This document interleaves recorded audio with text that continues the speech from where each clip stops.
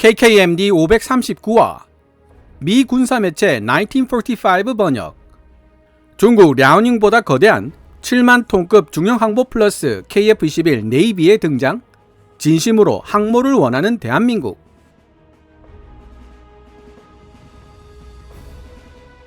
오늘은 서두가 길게 느껴지실 수도 있으니 기사 내용만 빨리 보고 싶으신 분들은 노란색으로 표시되는 기사 번역 부분부터 바로 시청하시면 되겠습니다. 2022년 9월 7일 중국은 인민해방군 소속 군용기 8대와 함정 5척을 대만 주변으로 보냈고, 이들 군용기 중 3대는 대만 해협 중간선을 침범했습니다. 대만 해협 중간선은 1954년 12월 미국과 대만 간 상호 방위 조약 체결 후 1955년 미국 공군 장군인 벤저민 데이비스가 중국과 대만의 군사적 충돌을 막기 위해 선언한 비공식 경계선이죠. 대만 측은 즉각 전투기를 출격시키고 경고 방송을 하는 한편 기체 추적을 위한 방공 미사일 시스템을 가동함으로써 이에 대응했습니다. 이러한 행동을 통해 중국은 특정 지역을 분쟁지대로 만들기 위한 회색 지대 전술과 미국 중심의 질서에 반하는 새로운 질서를 창출하겠다는 뉴 노멀 전술을 실행하고 있는데요. 현재 중국의 회색 지대 전술과 뉴 노멀 전술은 대만 해협뿐만 아니라 남중국해 전체에 걸쳐 이루어지고 있습니다. 러시아가 우크라이나의 크림반도를 합병하는 과정에서도 회색지대 전술은 그 위력을 톡톡히 발휘했죠. 저강도 분쟁을 통해 군사력을 개입시킬 수 있는 구실을 만든 후 힘으로 합병을 기정사실로 만들어버린 것입니다. 회색지대 전술의 사전적 의미를 찾아보면 실제 무력 충돌이나 전쟁으로 확대되지 않을 정도의 모호한 수준으로 저강도 도발을 지속해 안보 목표를 이루려는 전략을 가리킨다고 나와 있습니다. 해군 관계자에게 직접 들었던 이야기이지만 중국과 접경하고 있는 대한민국 서해상에서도 비슷한 사건들이 벌어지고 있습니다. 중국은 서해를 자국의 앞바다라고 지칭하며 2013년부터 우리 해군에게 동경 124도 서쪽은 자신들의 작전구역이므로 넘어오지 말라고 일방적으로 통보해 왔습니다. 그렇게 되면 서해의 70% 이상이 중국 해군의 작전구역이 됩니다. 우리 해군으로서는 절대 용납할 수 없는 일입니다. 그뿐만이 아닙니다. 이곳에 위치한 서 경렬비도는 2014년 조선족을 앞세운 중국 자본에 의해 20억 원에 팔려 나갈 뻔했던 적도 있습니다. 국토교통부가 황급히 서 경렬비도에 대한 외국인 토지 거래 제한 조치를 내려 거래를 막았지만 말입니다. 중국 해군은 이렇게 매년 서해에서의 활동 범위를 넓혀가고 있으며 수적인 우위를 앞세워 이 근처를 항해하는 대한민국 해군 함정을 둘러싸듯 포위하여 위협하는 일도 서슴지 않고 있습니다. 중국의 회색지대 전술은 남중국해뿐만 아니라 한반도 서쪽 바다에서도 현재 진행형으로 이루어지고 있는 전술입니다. 강 건너 불구경이 아니라는 뜻이죠.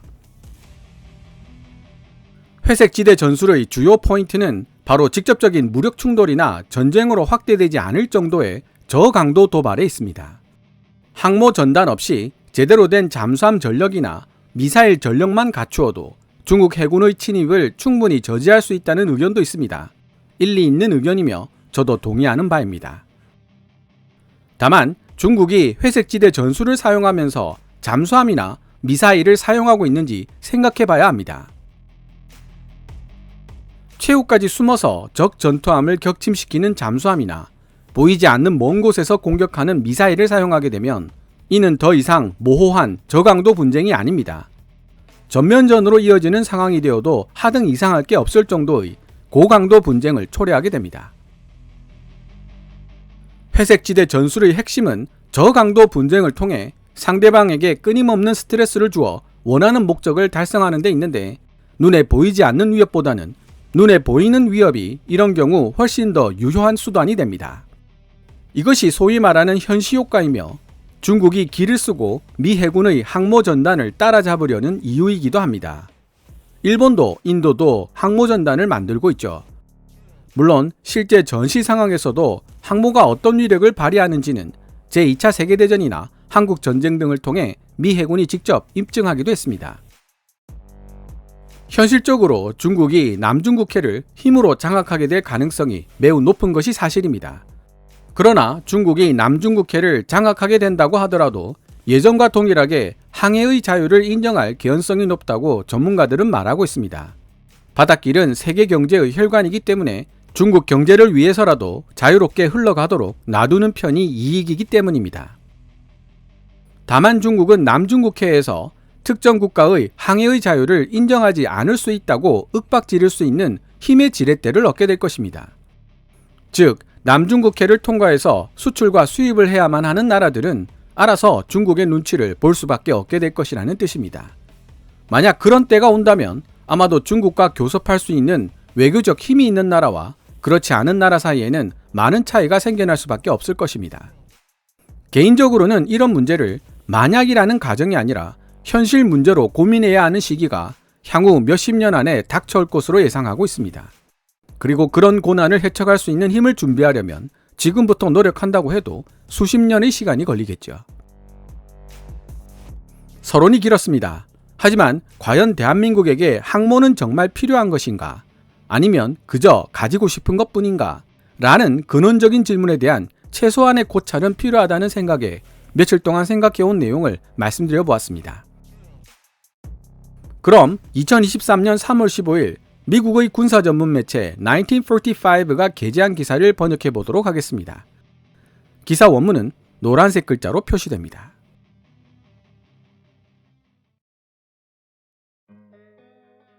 지금까지 중국의 야심찬 항공모함 프로그램과 그 결과 등장할 중국 항모전단이 인도 태평양 지역에서 미 해군에 미칠 위협에 대한 많은 연구와 조사들이 이루어져 왔다. 그러한 우려가 타당성을 지니고 있는 것은 사실이지만 그럼에도 불구하고 우리는 일본이 이즈모급 다목적 헬기 구축함을 진정한 의미의 항공모함으로 전환해야 할 필요성을 깨달아 왔다는 사실을 간과하고 있었다. 결국 일본은 이즈모급에게 로키드 마틴이 만든 5세대 스텔스 전투기 F-35B 합동 타격 전투기를 함재기로 탑재할 수 있는 능력을 부여하기로 결정했다. 내년 말까지 이즈모급의 항모 개조가 완료될 것이다. 그러면 일본은 제2차 세계대전 이후 처음으로 대항에서 군사력을 투사하는 동시에 국외에서 공격작전까지도 수행할 수 있는 항공모함 전단을 보유하게 된다. 인도 태평양 지역에 등장하게 될 항모에는 일본의 이즈모급만 있는 것은 아니다. 인도 국내 기술로 건조된 최초의 항공모함 INS 비크란트급이 2023년 5월 말 전투태세를 완료하게 되면서 인도의 항모 전력이 나날이 증가하고 있는 것에 더해 대한민국 역시 새롭게 수정된 항모 계획을 내세우며 다시 한번 항모 전단 확보에 대한 야망을 불태우고 있다. 지난 주말 동안 대한민국의 CBX 항공모함 프로그램이 대대적으로 수정될 가능성이 있다는 소식이 전해졌던 것이다.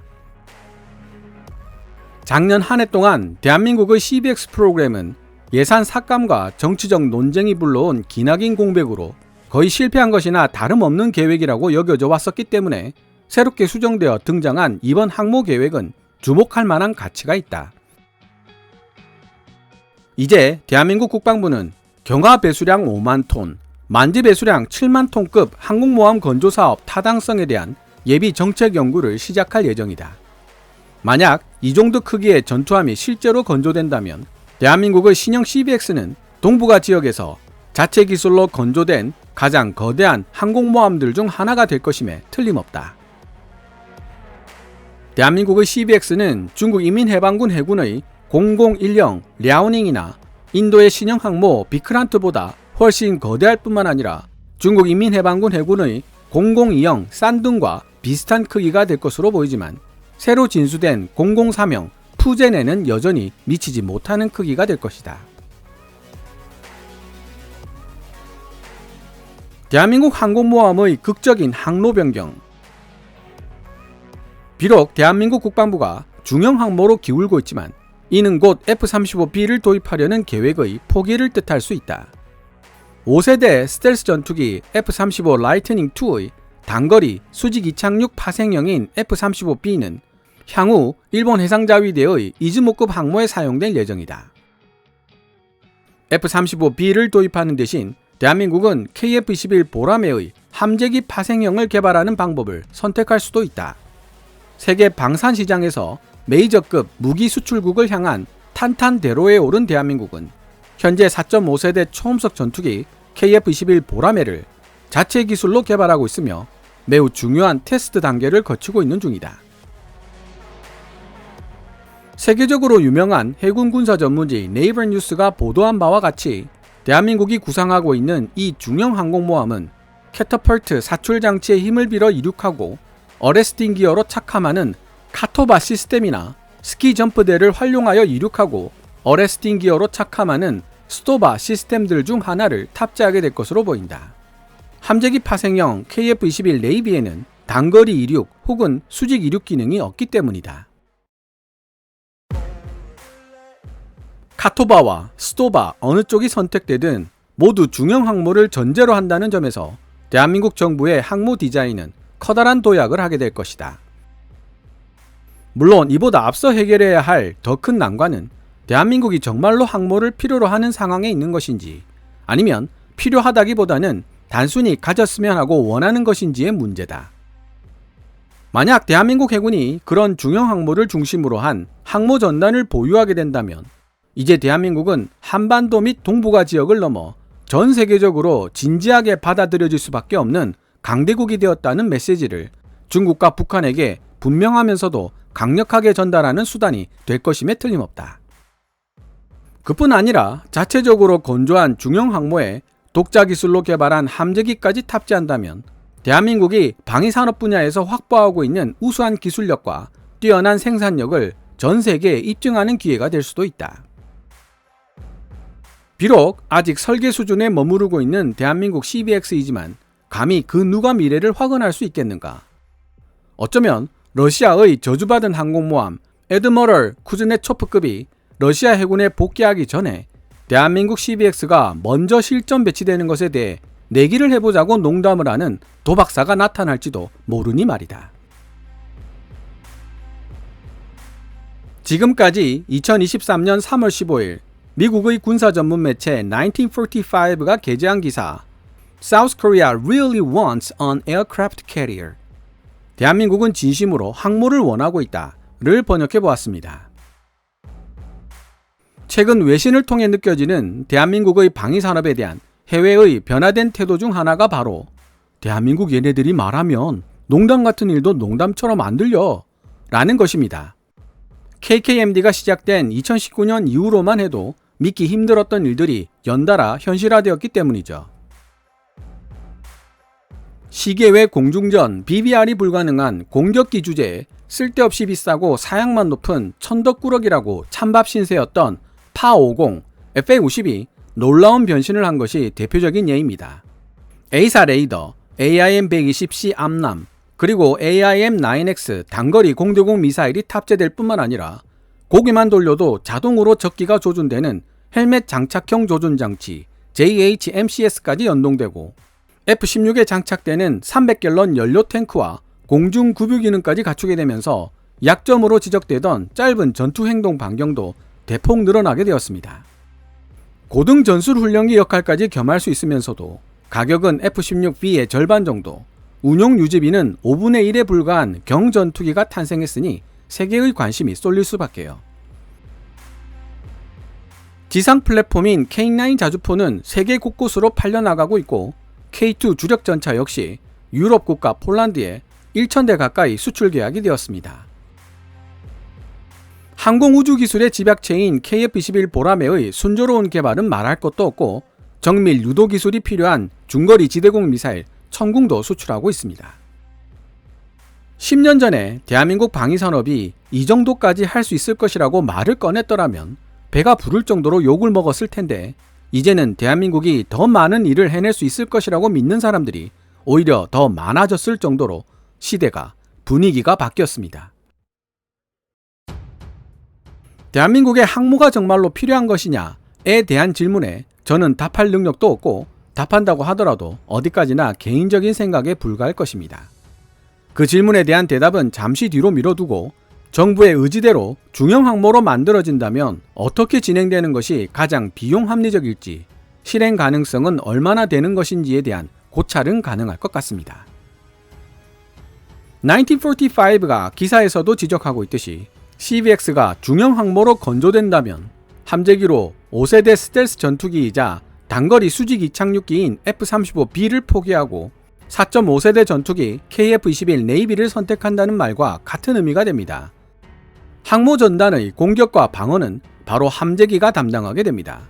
함재기의 능력이 곧 항모 전단의 공격력과 방어력이라고 해도 과언이 아니죠.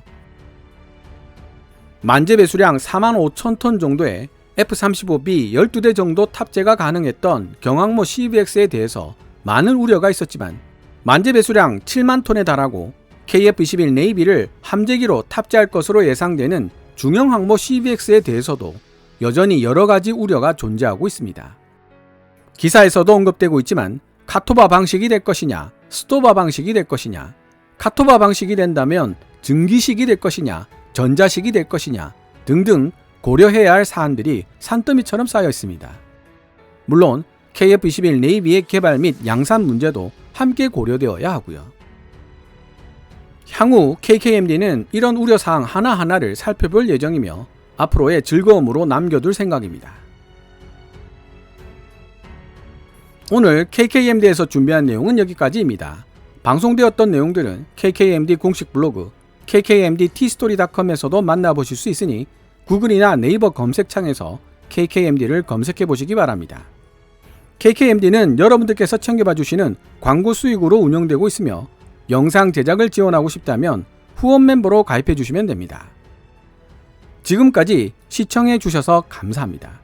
케빈즈 밀리터리 채널 KKMD